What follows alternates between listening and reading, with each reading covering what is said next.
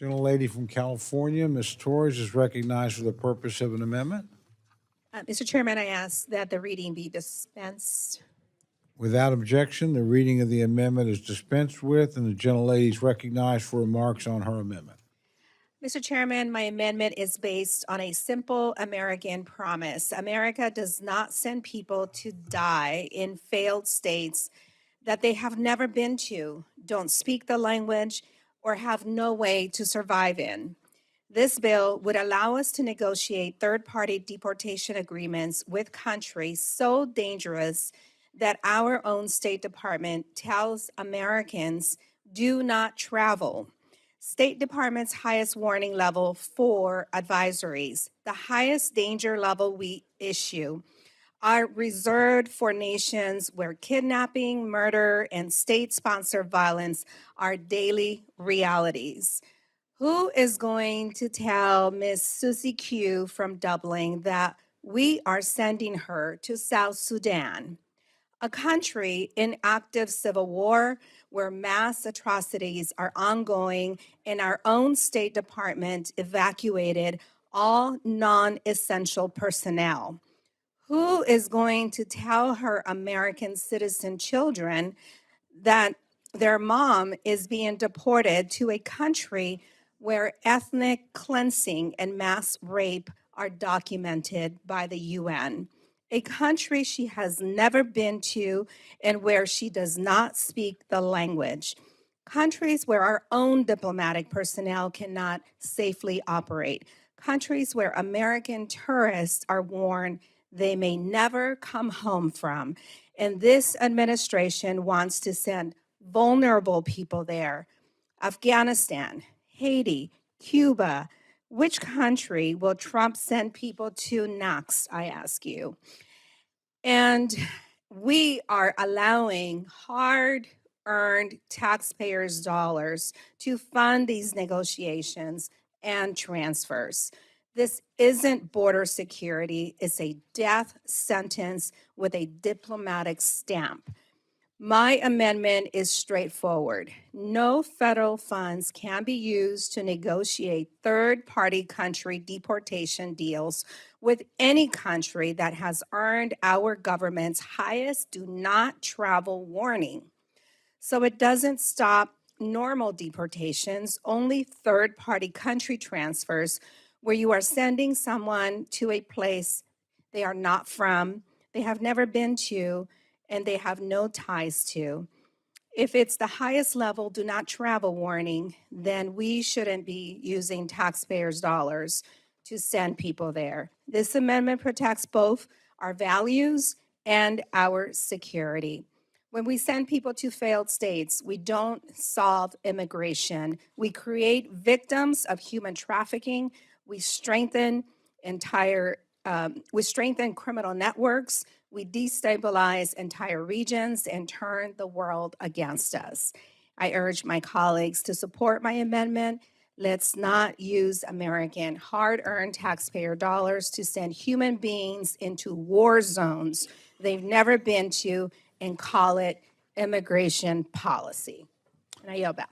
I thank the gentlelady. The gentleman from Florida, Mr. Diaz-Balart, is recognized to address the amendment. Thank you, Mr. Chairman. I know that the gentlelady is sincere in what she's trying to do. But we have to be careful not to be tying the hands of the administration when it comes to deporting dangerous criminals and terrorists. And we have to remember that travel advisories are for American tourists, not for foreign nationals, for obvious reasons. Look, if a Houthi terrorist is apprehended and there's an agreement to deport them, why should we require the Secretary of State to keep that terrorist here? Again, I know that she's well-meaning. It's something I'm very sensitive to. But I have to urge a no vote on this amendment. And with that, Mr. Chairman, I yield back. Thank you, gentlemen. The gentlelady from Florida, Ms. Frankel, is recognized to address the amendment. You know, first of all, thank you, Mrs. Torres, Representative Torres, for this amendment. I do support it. You know, this is one of these issues. You know, I'd like to open the window and put my head out and the window, just scream, what are we becoming? What are we becoming here? Listen, I agree we should have rules, law of order, how people come in. We should have rules. We should have laws. If someone is a violent criminal, lock them up. I'm for that. But folks, here's the fact. There's probably 11 million or more undocumented immigrants in this country. And guess what? Everybody here knows someone. Maybe you think you don't know someone, but you do know someone. And most of these people are peaceful. And most of these people, the only crime they committed is they wanted to have a better life, and they're here. And most of these people are hardworking, and they're in jobs that we need. They're in the fields. They're in the nursing homes. And they have families, and they're paying taxes, and they pay into Social Security, which you're not going to get back. So to me, it is so cruel. It is so cruel to pick one of these people up on the street, throw them, take handcuffs, a masked person throws them into a truck, and then all of a sudden we're going to send them to South Sudan or Libya. What is going on? It's a great amendment. I support it. We should not be deporting people to countries that are not their home, where they don't know the language or the laws, where they're directly in harm's way, where they're facing war, torture, cruel, and inhumane imprisonment, and possibly death, because their only crime was wanting to have a better life. And this is amendment is a common sense, minimum standard. The United States should not spend taxpayer dollars to forcibly send immigrants to some of the most dangerous countries on earth. I cannot even believe we need this amendment. And I'm just urging everyone to stand up for basic human rights and to support this amendment. Thank you for it. I yield back. Thank the gentlelady. Are there other members wishing to address the amendment? Seeing none, the gentlelady is recognized for 1 minute to close. Thank you, Mr. Chairman. We have a choice. We can continue down this path, selling out our principles for the illusion of security, or we can remember who we are. This amendment is not requiring our government to keep terrorists here. This amendment is not saying do not send terrorists back to their country. We are simply saying don't make agreements with countries with level 4 advisories. America does not fund death sentences and call it diplomacy. I urge my colleagues to support my amendment, an amendment that does not stop any regular deportation. It simply stops us sending Mr. Joe Schmo from England to Afghanistan. Thank you, Mr. Chairman, and I yield back. Thank the gentlelady. And the question is now on the amendment offered by the gentlelady from California. All those in favor say aye. Aye. All those opposed say no. The opinion of the chair, the noes have it, and the amendment is not agreed to.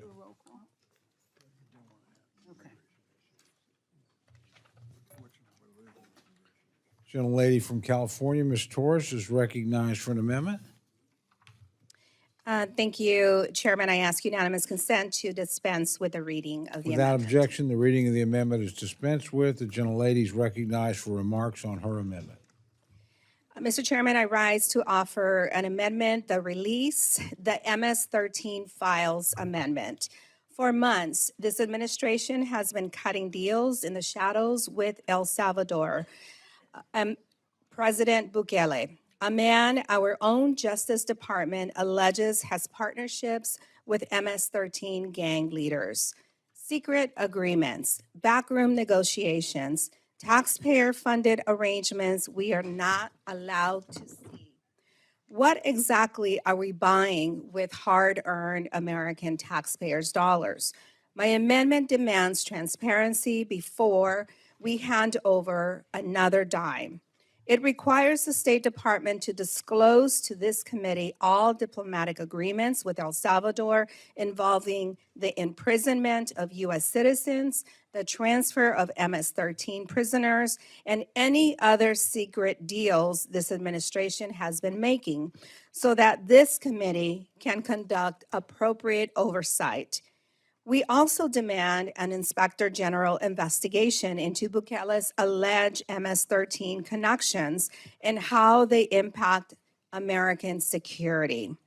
We are secretly releasing the MS-13 gang members who terrorize American communities, committed crimes in the U.S., and we are funding regimes that shelter the very criminals we're supposed to be fighting and holding accountable. This isn't just about accountability, it is about safety. When we make deals with leaders who our own Department of Justice has alleged partner with terrorists, when we hide those agreements from Congress and the American people, we are not conducting diplomacy. We are enabling our enemies. Mr. Chairman, if these deals are legitimate, release the files. If they serve an American interest, show us the agreements. But if this administration is too ashamed to defend these agreements in the light of day, then we have no business funding them with hard-earned taxpayer dollars. Support my amendment. No more secret deals with alleged terrorist partners. No more blank checks to authoritarian regimes. Release the secret files, and I yield back. Thank the gentlelady. The gentleman from Florida, Mr. Diaz-Balart, is recognized to address the amendment. Thank you, Mr. Chairman. I have to admit I was a little bit confused when I started hearing the debate about secret deals with terrorists. I thought we were talking about maybe this secret deal with terrorists. The picture is of President Obama doing the wave with Raul Castro, having a jolly good time, or here, holding hands. But I realize that that's not what we're talking about. So, Mr. Chairman, I rise in opposition to this amendment.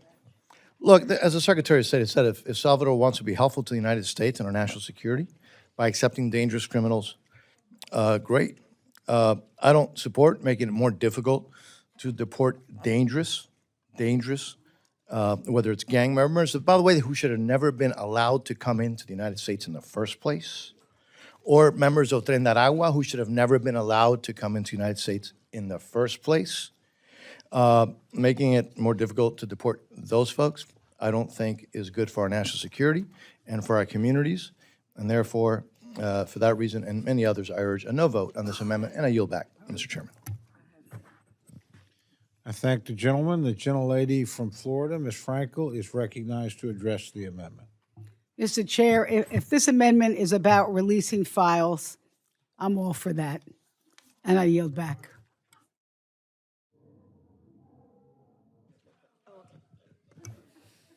That was a very effective set of remarks by the gentlelady. Gentlelady from Florida, Ms. Wasserman Schultz, is recognized to address the amendment. Thank you, Mr. Chairman. And, with tremendous respect for my friend, the chairman of the subcommittee, that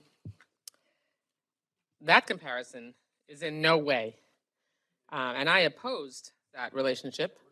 I opposed that relationship, as you know, but that comparison is in no way what this president in this moment has done, sending masked, unidentifiable thugs into communities, rounding up Venezuelans who are not criminals. It is very clear, it was very clear that all the people who were rounded up and sent to a gulag in El Salvador, tortured and left there with no ability to be able to get out, and clearly were not gang members, despite what the administration claimed. And instead, what happened is this administration cut a deal after having these people rounded up, thrown in a gulag, tortured in another country they were not from, then sent back to Maduro to be tortured, subject to oppression, and sent to a lawless, I guess two peas in a pod makes sense, sent to a lawless regime in Venezuela. I don't know how anyone who actually says that they oppose the Maduro regime could not be for the gentlelady's amendment. And I yield back. Thank you, gentlelady. The gentleman from Maryland is recognized to address the amendment. Thank you, Mr. Chairman, and I thank the subcommittee chair for his comments.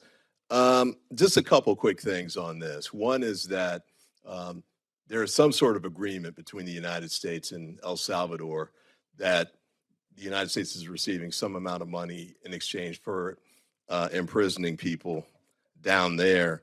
I think we have a constitutional obligation to know exactly what the terms of that agreement is because, you know, oversight with respect to the power of the purse is in our purview. So we should at least know how much money is being spent.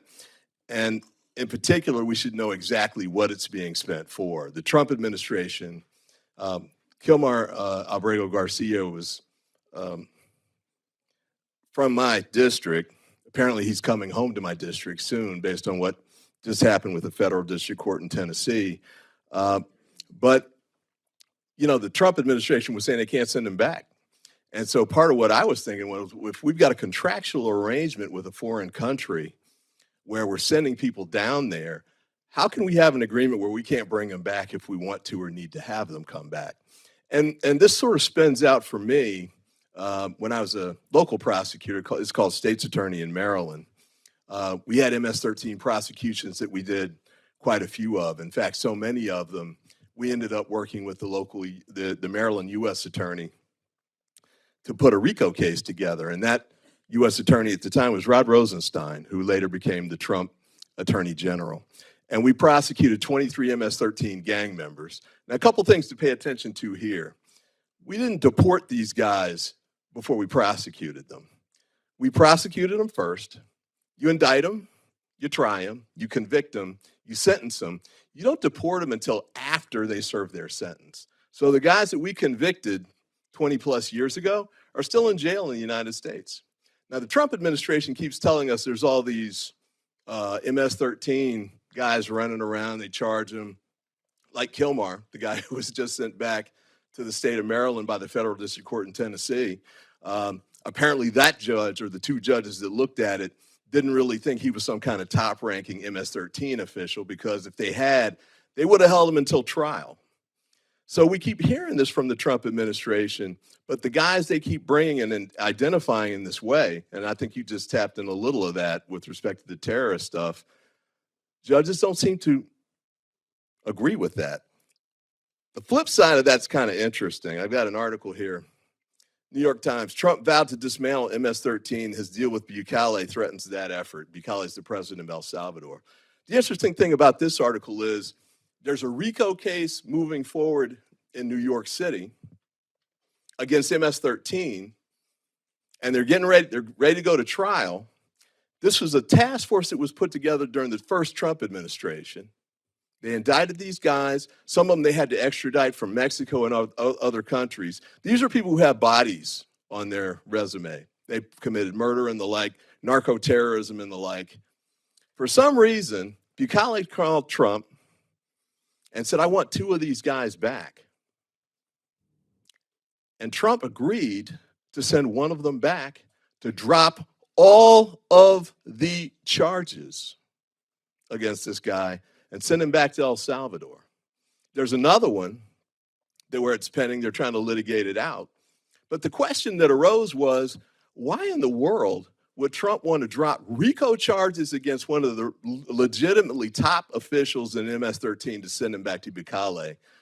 Apparently there's connections between Bukele and MS-13 that these guys can identify and explain.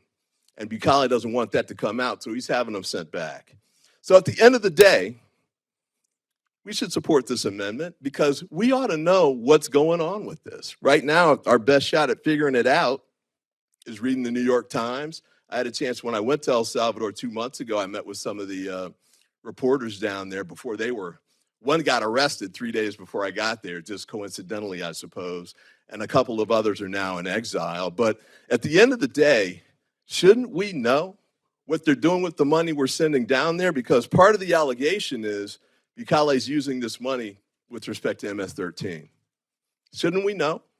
If we're going to rail about MS-13 and talk about how terrible they are and all the people they've got here in the United States that are undermining our country, shouldn't we know if the money that's being sent down there to pay for us to jail people, as was just mentioned a minute ago, who hadn't committed any offenses, shouldn't we know what the money's going to? And when we send them down there, shouldn't we know what the conditions are? Because 50 of the people, I'll stop after this, the Venezuelans, the Cato Institute said there's 50 people that we sent down there. There were no charges pending against them in the United States, in El Salvador, or Venezuela. But we sent them down to one of the worst jails in the world indefinitely, even though there were no criminal or even civil charges against them. And by the way, they were in the United States legally at the time they were apprehended. So I'll stop there, but I do think we should support this amendment because we have a job to do and make sure we see and understand what our money's going to. And with that, I yield back. Thank the gentleman. Are there other members wishing to address the amendment? Seeing none, the gentlelady is recognized for 1 minute to close. Thank you, Chairman, and thank you to the subcommittee. Chairman, I thought, thank you for clarifying what those pictures were because I didn't have my glasses on. And for a minute there, I thought you were holding up pictures of sexual predators as named on the Epstein files who preyed on vulnerable little girls. So, yeah, it's not Trump, it's Obama, unfortunately, yes. Mr. Chairman, once again, the American people are being sold out for backroom political deals while families of victims are told to sit down and shut up. Sort of what's happening here. Public reports have said that we are releasing MS-13 leaders into the waiting hands of a government who makes deals with these same gangs. You see, while the murder rate might have gone down in El Salvador, the disappearance rate has doubled. Why? Because people are being mutilated and put into graves. People are being put into barrels with acid in them to melt down their bodies. That is what is happening down there. When I last spoke against this regime, I ended up having to have Capitol Police at my home for 5 days. And after they left, MS-13 gang members came back and graffitied the entire front of my home. A shot was fired while I was talking to my husband, watching him through a Ring camera. That is what they do. They try to silence members of Congress. And here we are, making deals with the devil to cover what? To send hardworking immigrants to a country where they don't belong. I urge my colleagues to support this amendment, and I yield back. Thank the gentlelady. The question is now on the amendment offered by the gentlelady from California. All those in favor say aye. Aye. All those opposed say no. No. Opinion of the chair, the noes have it. Roll call's been requested. Sufficient number of hands having been raised, the clerk will call the roll. Mr. Adderholt. Mr. Adderholt, no. Mr. Aguilar. Mr. Aguilar, aye. Mr. Alford. Mr. Amadei. Mr. Amadei, no. Mrs. Bice. Mr. Bishop. Mr. Bishop, aye. Mr. Calvert. Mr. Calvert, no. Mr. Carter. Mr. Carter, no. Mr. Case. Mr. Case, aye. Mr. Siscomani. Mr. Siscomani, no. Mr. Klein. Mr. Klein, no. Mr. Cloud. Mr. Cloud, no. Mr. Clyburn. Mr. Clyburn, aye. Mr. Clyde. Mr. Clyde, no. Mr. Cole. No. Mr. Cole, no. Mr. Cuellar. Ms. Dean. Ms. Dean, aye. Mr. Loro. Mr. Loro, aye. Mr. Diaz-Balart. Mr. Diaz-Balart, no. Mr. Edwards. Mr. Edwards, no. Mr. Elzey. Mr. Elzey, no. Ms. Escobar. Ms. Escobar, aye. Mr. Espaillat. Mr. Espaillat, aye. Mr. Fleischman. Mr. Fleischman, no. Ms. Frankel. Ms. Frankel, aye. Mr. Franklin. Mr. Franklin, no. Mr. Gonzalez. Mr. Guest. Mr. Guest, no. Mr. Harder. Mr. Harder, aye. Dr. Harris. Dr. Harris, no. Mrs. Henson. Mrs. Henson, no. Mr. Hoyer. Mr. Hoyer, aye. Mr. Ivy. Mr. Ivy, aye. Mr. Joyce. Mr. Joyce, no. Ms. Capter. Mr. Lalota. Mr. Lalota, no. Ms. Lee. Ms. Lee, aye. Ms. Letlow. Ms. Letlow, no. Mr. Levin. Mr. Levin, aye. Ms. Malloy. Ms. Malloy, no. Ms. McCullum. Ms. McCullum, aye. Ms. Ming. Ms. Ming, aye. Mr. Molinar. Mr. Molinar, no. Mr. Moore. Mr. Moore, no. Mr. Morelli. Mr. Morelli, aye. Mr. Mervan. Mr. Mervan, aye. Mr. Newhouse. Mr. Newhouse, no. Ms. Perez. Ms. Pingree. Ms. Pingree, aye. Mr. Pocan. Mr. Pocan, aye. Mr. Quigley. Mr. Reschenthaler. Mr. Reschenthaler, no. Mr. Rogers. Mr. Rogers, no. Mr. Rutherford. Mr. Rutherford, no. Mr. Simpson. Mr. Simpson, no. Mr. Strong. Mr. Strong, no. Mrs. Torres.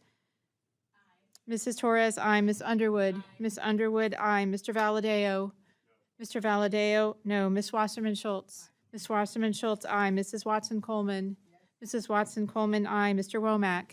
Mr. Womack, no. Mr. Zinke. Mr. Zinke, no. Are there any members wishing to record or to change their vote? Gentlelady from Oklahoma. Mrs. Bice, no. Gentleman from Missouri. Mr. Alford, no. Are there any others wishing to record or change their vote? Seeing none, the clerk will tally.